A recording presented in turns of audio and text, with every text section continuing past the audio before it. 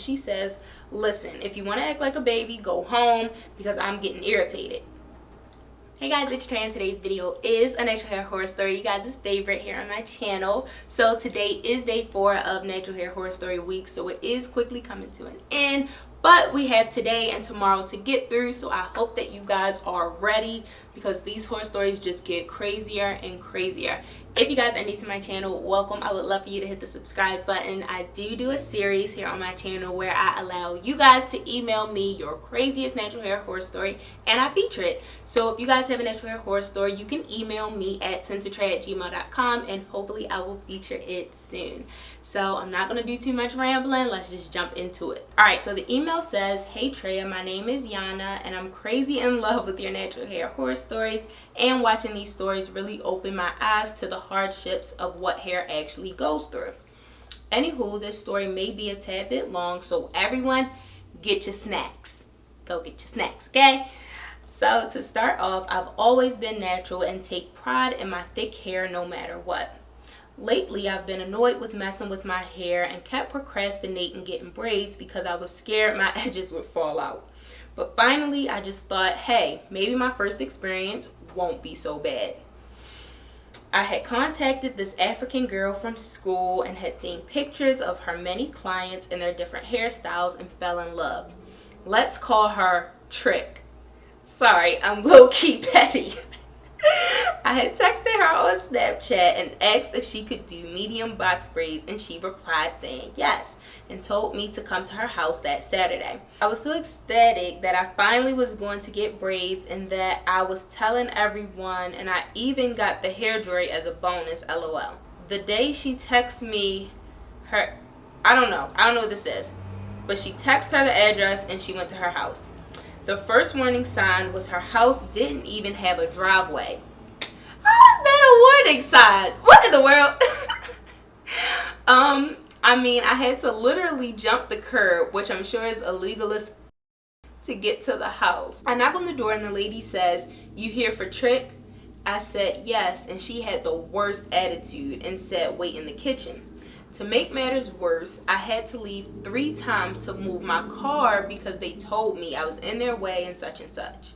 About 10 minutes later, Trick finally comes down, but when she comes down, girl, she had a raggedy green scarf, ashy from head to toe, and a wig in her hand. I was so confused because I actually thought she had hair, but apparently I got it all messed up. I had this gut feeling to get out, but I stuck to the motto of don't judge a book by its cover. When we get to her workshop, aka basement, I gave her the hair and she started to separate. What had killed me is she said, can you separate this hair to get the process done, because she had stuff to do. What in the world? I proceeded to tell her I barely know how to do my own hair. Why does she expect me to know how to de-strand, cut, etc.? She separates the hair X amount of minutes later. Then she takes my bonnet off and says it's $20 extra because I had so much hair. Didn't y'all go to school together? Don't she know how much hair you have?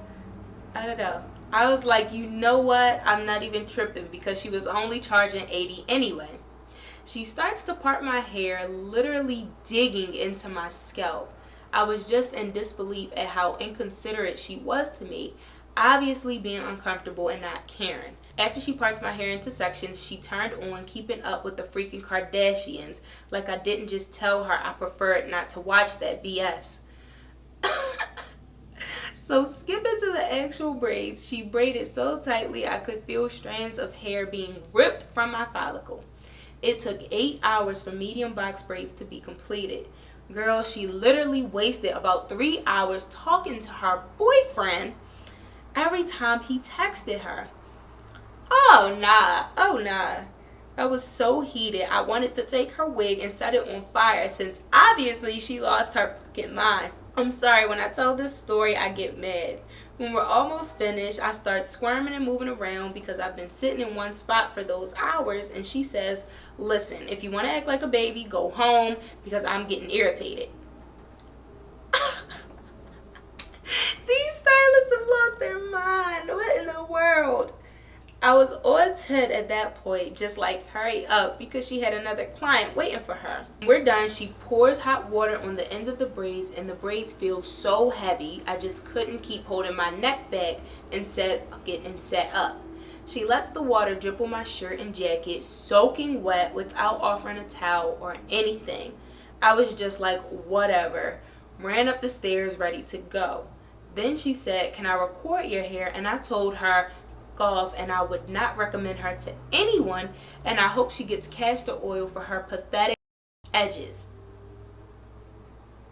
I threw only $60 at her and just drove away.